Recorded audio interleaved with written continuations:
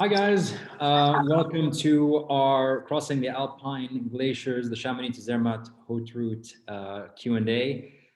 Just a couple of quick things before we get started. A lot of you who have already been with us on previous Q&As know how this works, but for those of you who are doing this for the very first time, just please keep your cameras and your microphones on mute. What you can do is we're going to start with a brief presentation of the trip. So we'll walk you through it bit by bit. And then what you can do is you can drop your questions into the chat box. You can either direct message me or you can send it to just so for everyone to see, whatever you feel comfortable with. And then at the end, what I'll do is I'll go through all the questions one by one and I'll read them out loud so people know what I'm answering. All right. So without further ado, I'm just going to jump right into the Chamonix to Zermatt trip. Just as a starting point, this is so Chamonix Zermatt Haute route is a mountaineering classic in the Alps. It is my personal favorite trip of everything that we do at Life Happens Outdoors. For me, it's the most enjoyable. It has the most incredible scenery that is really unparalleled anywhere in the world that I've done so far. And it's that perfect blend, I think, of real challenge, real mountaineering challenge, but also with a level of comfort in the mountain huts that's quite beautiful, and of course the reward. You know, there are a lot of challenges out there where it's just a real challenge, and then you get there and it's like, okay, here the challenge is amazing because with every step of the way, there is a phenomenal reward in terms of what it is that you're seeing, the community that you're a part of, the atmosphere that's around you, the culture, the environment is just all blends together in such a spectacular way. So I'm gonna get right through it. All the pictures you're about to see were taken by us on our trips. So there's no stock or anything like that. What you're looking at is actually from the Chamonix Zermatt Haute route from previous trips with us. So without further ado, here we go. I'm just going to jump right into it and share my screen, and hopefully technology will not fail me, although it has in the past. I hope what you're seeing right now is the title page. So Cross the Alpine Glaciers. We call it Cross the Alpine Glaciers, the Chamonix Zermatt Haute route, because it literally goes from Chamonix. This should, okay, sorry guys, just jump straight back to the front. Okay, here we go. All right, now we start. Yeah, so it goes straight from Chamonix all the way to Zermatt. These are two of the biggest mountain towns in the Alps. Chamonix is of course in France, and Zermatt is in Switzerland. So this trail actually crosses from France into Switzerland. And actually, at times, we do marginally cross the border south into Italy for a period of time. And the way that you can tell is your cell phone starts to ping with welcome messages. So as a start, the first day is, of course, pick up. Everything Life Happens Outdoors starts at the pickup point. So we pick you up from Geneva. We take you to Chamonix, and that's where we have our welcome event, and everybody gets to know each other, and you guys get to meet the guides and team leaders and all of that. It's a really cool town as well. Also, if you need to rent some gear, it's possible to do that in Chamonix. First night is just about getting you guys up to Chamonix from Geneva Airport and just getting to know each other and chilling out in the town.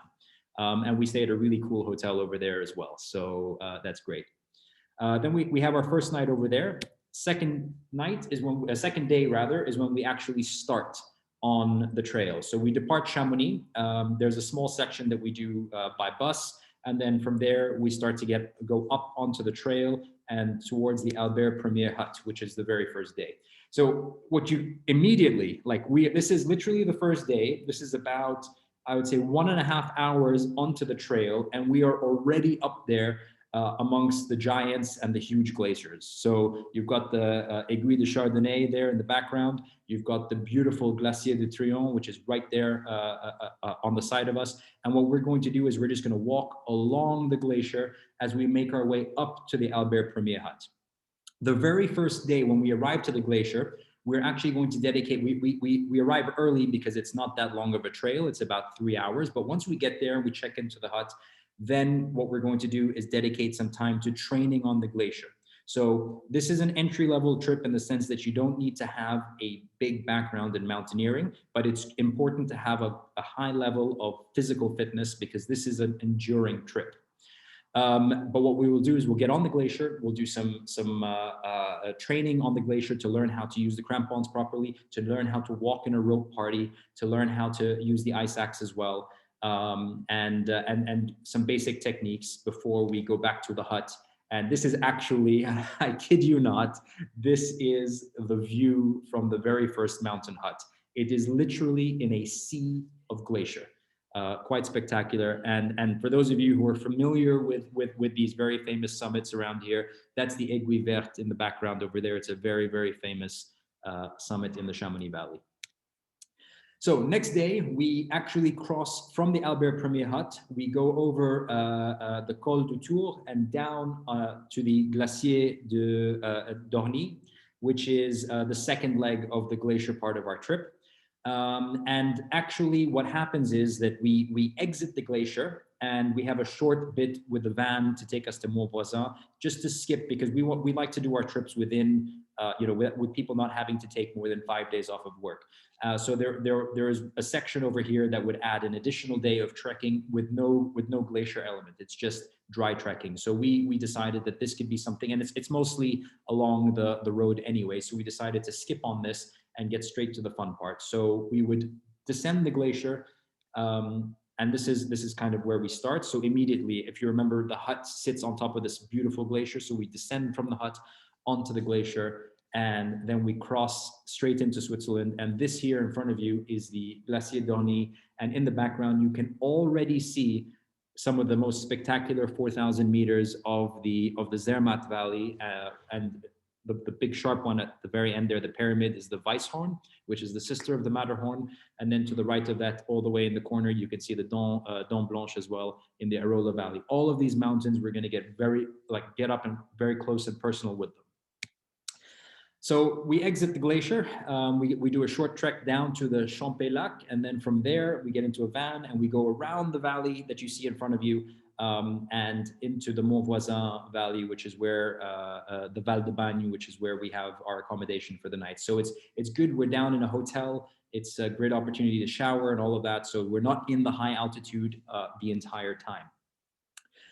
The next day is a trek to Cabane-Chérion, which is it's a dry trek, but it's quite a spectacular trek. This is a good day for us to kind of, when you've been on the glacier for 2 days already, there are going to be certain muscles that you are just going to be worn out, because it's like when you go to the gym for the first time. It takes a couple of days for your muscles to kind of get into the swing of things. So definitely having a day like this where we're trekking on dry soil for a period is great to relieve the calves just a little bit. But of course, it is no less spectacular than what we're actually seeing on the glacier. And here in the background, you can see sections of the Grand Combin, which is one of the famous 4,000ers in the region as well. And of course, great opportunity, because we're not on the glacier, to see some of the animals as well. Here, you're seeing a chamois, but also opportunities to see ibexes as well, which are beautiful. Then from Cabane-Chérion onto the Cabane des Vignettes, which is probably the most spectacular cabin, mountain hut that we have in terms of views, and if you thought what you saw previously was epic, what you're about to see now is next level. Yeah. I don't really know how to describe it other than just look at it and you'll understand what it is that we are, where we really are. The glacier over here is something else. And what you're looking at is actually from the right side of this picture is the route that we've taken to arrive to the cabin. So we're down on that glacier, and what you're looking at directly away from us, so towards that peak that you see in the background, but a little to the right of that, you'll see that there's a little bit of a col, a ridge. A snow ridge. We actually go over that snow ridge, and that's our direction for the following day towards Cabane Berthold. And this gives you a bit of a closer idea of what it's like. When we're walking on the Chamonix to Zermatt trail, we're walking in something called a rope party, because unlike when we're doing kind of summits or things that have are more ridges and more opportunity for voids and big drop-offs, that's where the rope parties are smaller. Usually it's 1 to 2 or 1 to 1 even. In this case, it's 1 to 6 in the rope party, because it's actually here, it's not so much that there is a fear of falling into a void as much as it is about navigating the crevices. Then we've got arguably the most challenging day of the experience comes towards the tail end of the trip, and that's the trek from Cabane de Vignette to Cabane de Bertol. Cabane de Vignette to Cabane de Bertol is not actually, if you look at it in terms of distance, they're actually quite close together. But what you have here is it's a big descent on the glacier, followed by a big ascent, a very sharp ascent on the glacier as well. So these two elements, coupled with the fact that we're already quite a few days in now, and we are a little bit fatigued, and it has been a couple of days now at altitude. We've been in Cabane de Charion, and we've also been in the Cabane de Vignette for the previous night. So this usually is the day to push as much as possible. But as you can see, it's really something spectacular. And on this day, we'll start to see the Matterhorn, although you can't see it in this picture. But you'll start to see the Dent d'Héron, which is another 4,000. They're quite epic. The Dent Blanche, of course, the Obergabelhorn. These are all very famous mountains in the region as we're getting close. And just to get an idea of the scale, if you look at the very bottom of the picture, you can see our rope party. 4 people walking along the snow line, and it just gives you the idea of just how big everything is around us and how alone we are. Because the other thing that makes Chamonix Zermatt really interesting is that unlike the popular mountaineering summits like climbing the Mont Blanc, here the Mont Blanc is always, no matter when you do it, there's always going to be quite a few other mountaineers there. To put it into perspective, the mountain huts on the Mont Blanc have capacity for hundreds of people, whereas here the mountain huts have capacity in some instances for 25 people. So it's just such a much smaller number of people out there and a much vaster region to explore.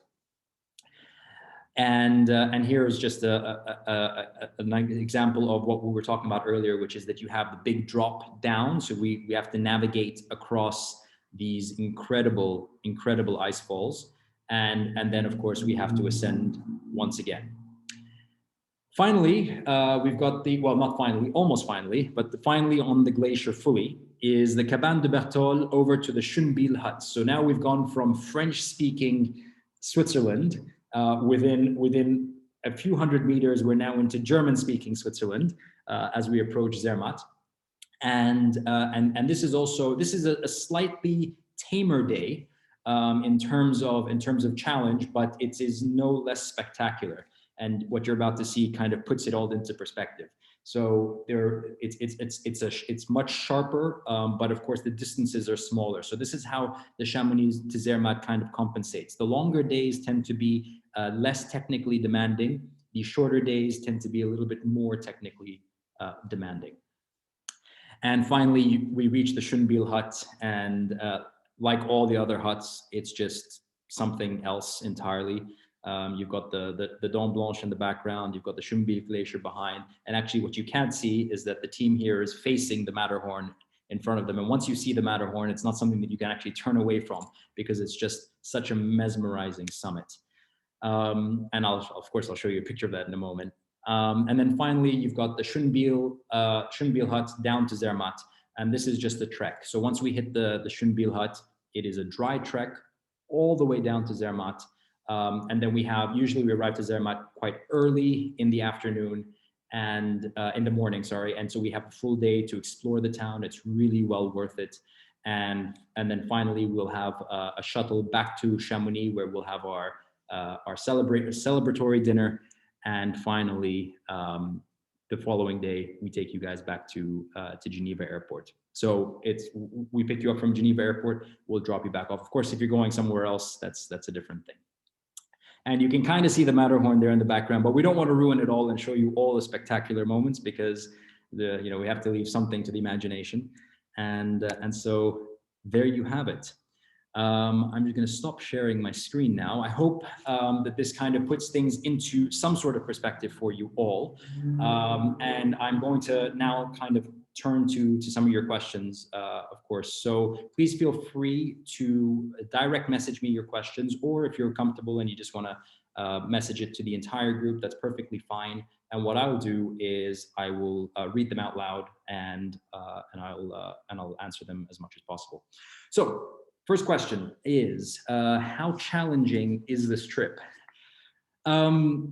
It's difficult to say. Let's get one thing out of the way. Once we're talking about mountaineering experiences, so we're not talking about trekking anymore, then we have to imagine that the scale is different. So being on the glacier automatically makes everything much more challenging, because your steps are different. The weight around your legs, on what you're carrying on your back, what you have in terms of technical gear, makes the entire experience more challenging. So definitely this is high up on what would be considered challenging. Now, I've often said that this trip is more challenging than climbing the Mont Blanc itself. And the reason why I say that is because when we climb the Mont Blanc, it really is 2 days of challenge. So we do our different, our acclimatization days, and we go up and climb other mountains and get ready and do the training. But by and large, we go back to Chamonix, sleep in the hotel, have a good shower, wake up the next day, we eat well, sleep well, all of that. With the Chamonix Zermatt, once we go up to the mountain hut, with the exception of one night, we stay in the mountain huts. So we're going from hut to hut to hut to hut, which means there's no break. There's no going back to the hotel. There's no moment of okay, we'll take it. I have the afternoon off. There's no afternoon off. Every day is a full day. Every day has as much down as it does up. Every day is quite lengthy. So you can imagine that we depart the mountain hut at some instances as early as 5 o'clock in the morning, maybe even earlier, depending on conditions. And we could arrive at our destination hut maybe around 4 in the afternoon or 3 in the afternoon. So it really is a full day of glacier traverse. At the same time, though, it's we walk at a steady pace. We're not in any kind of race. The views, the mountain itself, the region that you're in, just gives you a hell of a lot of energy, and really makes you, it really does help to push and get you to that next place. So it's really difficult to say. But if you're coming from the, how challenging is this compared to Kilimanjaro, for instance, I would say this is much more challenging. If you're asking, how challenging is this compared to the Mont Blanc, I would say it depends on the conditions of the Mont Blanc.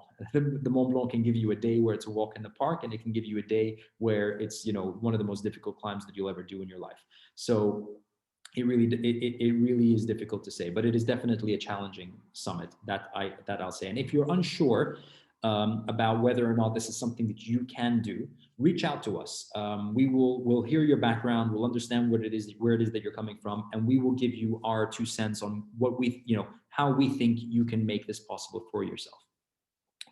Right. How many people are on the team? So as I said, the rope party has 6 people in total. Okay. We have one guide, Alpine guide per rope party. And that's in addition to your team leaders. So your team leaders will be climbing alongside you, not part of the same rope party. And that gives the team leader the flexibility to get ahead and deal with things that might need dealing with, or stay behind if needed, or be able to exit the rope, exit the mountain if necessary, and also to be able to capture your amazing pictures. If the team leader is stuck in the rope party, then you won't get pictures like the one that's sitting in the background where you're all that far away. So that's it. Now, in some instances, if we feel that a lot of people are interested in this trip, then we will open a second rope party, in which case the maximum number of people would be 12. But as of now, and as it's always been run, the maximum number of people on this trip is actually 6. So I hope that answers that question. Right. So I got a question about sleeping arrangements and how that works. So in Chamonix, we stay in a hotel. So that's the first night and the last night. And in the hotel, it's 2 by 2 sharing. It's possible to ask for your own room as well. It's a very comfortable hotel. It's got a really cool common area, and it's a really fun place. We're actually very happy we found it. In the mountain huts, it's different. The mountain, most of the time, 90% of the time, we will be in a kind of a dorm room setting. So these are big rooms with people with usually we're all together, but in some instances we may have people from other teams, depending on how crowded the hut is, join us in the same room. It's not very common on the Chamonix to Zermatt just because the rooms are already quite small. It's not like the Goûter hut on the Mont Blanc where you have 100 people in one room. This is quite small. So, but that is a possibility. It's bunk beds. And basically it's just you have a pillow and a duvet, and it's required that you bring a sleeping bag liner, which is something that you put yourself into. It's not actually a sleeping bag; it's just the little inside liner thing, so that you're not directly on the material that's provided by the mountain hut. The mountain hut itself has they're actually more comfortable than you would imagine. Especially the ones on the Chamonix side. Those have been newly done up, so they're really nice. All of the huts have a common area where there's a restaurant, a bar, and all of that. Toilets are of course sharing and outside the room. But they're, like I said, it's, at the end of the day, this is the Alps, and things are much better kept than how we would imagine. But of course, it's not going to be a hotel standard, that's for sure. These are very remote places as well. So yeah, I hope that answers the question. Where it's possible, we'll have as little in terms of number as possible in the room, but most likely during the actual trekking and mountaineering portion of it, we're all going to be together in the same space. Hope that answers your questions. If you guys have any other questions, please do not hesitate to drop them. There is no dumb question, with the exception of this next one. I'm joking. Right. So a question about gear. Can I rent gear locally? Yes. So this is a technical trip, which means that there are technical equipment requirements that you need to have. You don't need your own rope. That's provided by us, of course. But the things like the right boots for mountaineering, the right crampons to fit on the boots, the harness, helmet, ice axe, a couple of carabiners and slings and things that you just need to be able to manipulate on the glacier and have some of the basic skills to be safe on the glacier, you are required to bring with you. I completely understand that the majority of people who join us are either doing this for the first time or have no access to purchasing gear. It is possible to rent all technical gear in Chamonix when we arrive. If you do need to rent, though, what we recommend is that you arrive early on the first day as much as possible in order for us to be able to get everything that's needed. It is possible to do it on the following day in the morning as well, but it's better to get things out of the way early. The things that you will not be able to rent are your personal clothes. Those are things that we don't recommend that you rent because you want to be comfortable in your stuff, especially because you're going to be in them for 7 days. So things like your t-shirts, your down jackets, your caps, that stuff you need to bring all of that. And that brings me on to another interesting point, which is just about what kind of gear do you actually need for this? So when it comes to your personal what you actually have to wear. Here, I would say you need to work on it's all about layering in the Alps. Okay, so it can be cold, but this is the summer at the end of the day. So a 900 down jacket is really going to be way too much for a trip like this in August or in July. Sorry, we do it in July. So what you need to do is, so reach out to us. Let us know if you have equipment already and stuff that you want to ask us will work, let us know. But otherwise, we recommend kind of summer mountaineering gear. So that means lighter down jackets, like things that can be open. So a fleece that could be, that can be open, zipped up and down, anything that'll allow you to take layers off as much as possible and kind of manipulate as is needed, especially because when we're walking, even if it's cloudy, it can still be very warm, especially when we're on the uphill. So it's very important that your gear reflects that, because one of the things that actually people find the most difficult with these kinds of itineraries, whether it's the Mont Blanc or Chamonix, Zermatt or anything, is having equipment that causes them to overheat. Because as most of us know, in alpinism and in mountaineering and even in trekking, the biggest danger is overheating and kind of and the results of overheating, which is loss of nutrients, sweating too much, losing that water that you need to retain. And that becomes a spiral. So it's very important to just make sure that when you're purchasing your gear, you're very meticulous in terms of what it is that you're bringing with you. Another thing is that in the Alps, there are no porters.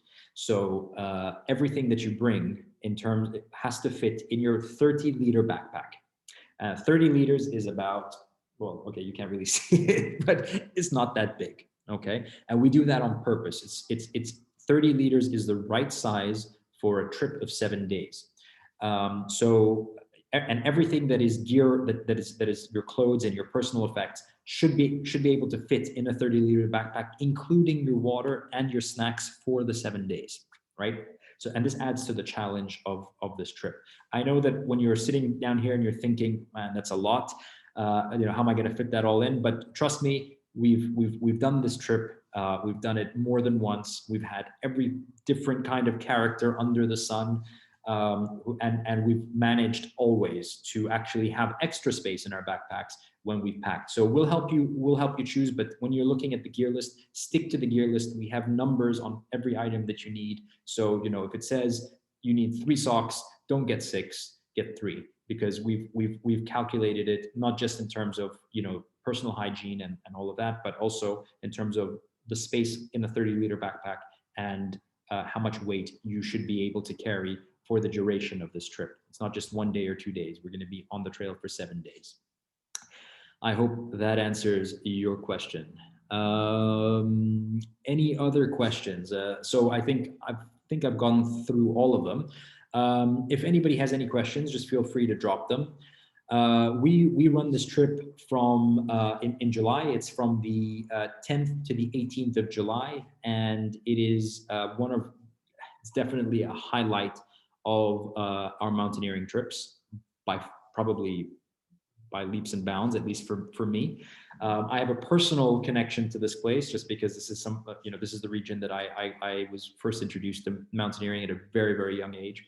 And so it kind of feels like I'm taking people around my backyard. I love it to bits, and I love to share it with all of you, and I'd love you to all be a part of that. And for me, it's very important that you do love it as much as I do, if that makes any sense.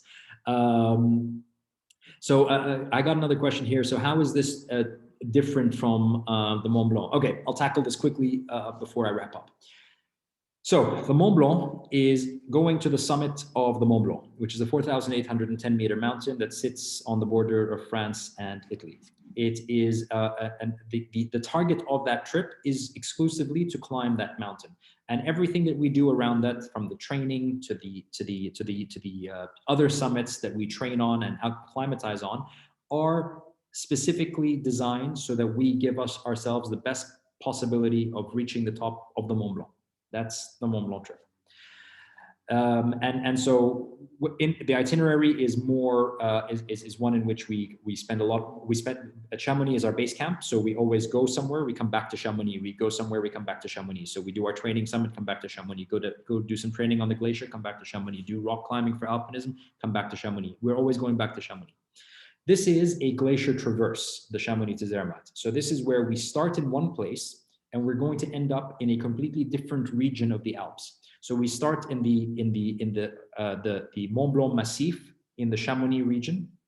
and we end up in the Valais Massif in Switzerland, all the way on the border with Italy. Actually, at that point, we're actually closer to places like Monte Rosa and Lago Maggiore and places that are famous in northern Italy. So that's how far we're going to be in terms of crossing. Where the point of the Mont Blanc is to reach the summit, the point of the Chamonix to Zermatt glacier traverse is to traverse the glacier consistently and every day, going from one hut to the next hut, to the hut after that, to the hut after that. So there's a progression that is linear. Whereas with the Mont Blanc, the progression is not linear. It's we go to a place, we come back, we go to a place, we come back, and then we go to this. Then it becomes linear when it's just the 2 days to go to the summit of the Mont Blanc and come back. Whereas with Chamonix Zermatt, it's different. It's every day we're going further away from Chamonix, getting closer to Zermatt. In terms of altitude, there's a big difference. The Mont Blanc is a much higher space. We're not going to reach. We will hardly get close to 3,000 meters on the Chamonix to Zermatt, whereas on the Mont Blanc we'll go to almost 5,000 meters, so 4,810. It's very different in terms of what that is. But like I said, with the Mont Blanc, it's just we have that brief, tough 2 days where we have to push to get to the summit and go through that difficult challenge. And with the Chamonix to Zermatt, it's much more sustained, it's much more gradual, it's much more drawn out.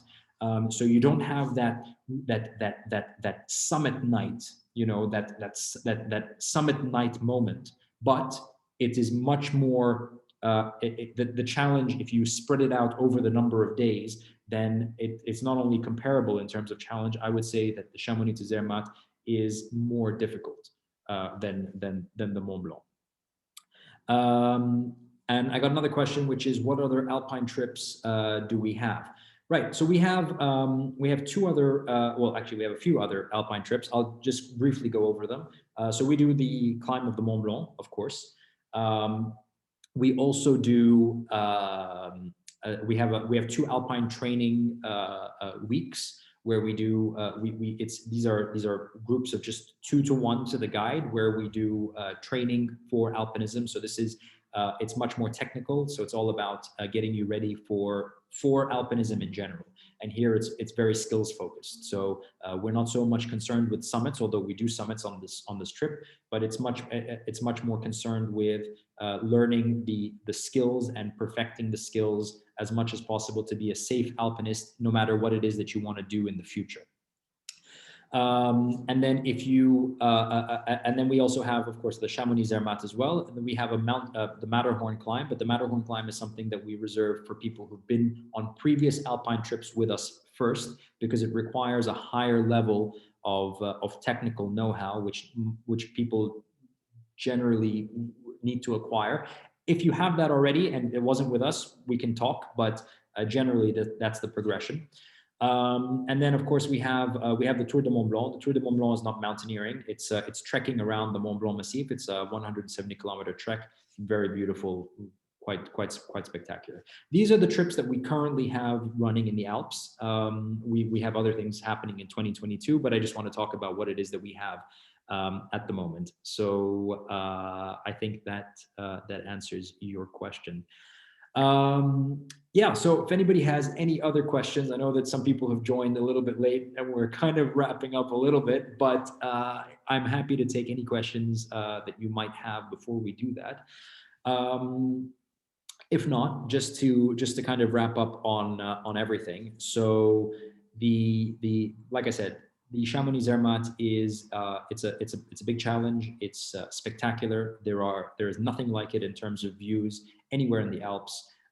You really get such a broad range of things that you see, of cultures in the Alps. I know that it feels like a small space, but going from Chamonix in France through the French-speaking part of the Swiss Valais and then into the German-speaking part of the Swiss Valais, it really can't be more different, more immersive, more spectacular, and give you such a well-rounded overview of everything that is possible in the Alps. And you see some of the most spectacular mountains that maybe in the future, who knows, you might decide that's something that I want to do. And there's no better place to get that overview than on a trip like this. So if you are doing this for the first time, like I said, training is part of this, and we love to, you know, first timers is what we're all about. We love to guide you down the right, like the path that we feel is one in which it you know, education in the mountains comes first. That's really kind of been the bedrock of when we started to do alpine trips. And yeah, and outside of that, I would say, if you're nervous, or if you're curious, or if you are not sure, just reach out to us, info@lifehappensoutdoors.com, and we would love to kind of guide you on your way. If this is the right trip for you now, fantastic. And if it isn't, we'll make it so that it is the right trip for you in the very near future. And on that note, I'm going to thank you guys all for joining, and sorry for those of you who joined a little bit late on this, but we will have a recording of the session. It's up on the website. It will be up on the website soon, and we'll send you a link by email so that you can watch it from the beginning to the end. And yeah, have a wonderful time, and super looking forward to this background no longer being virtual. I'm quite done with that. I'm ready to get back out there. All right. Have a good one. Thanks so much.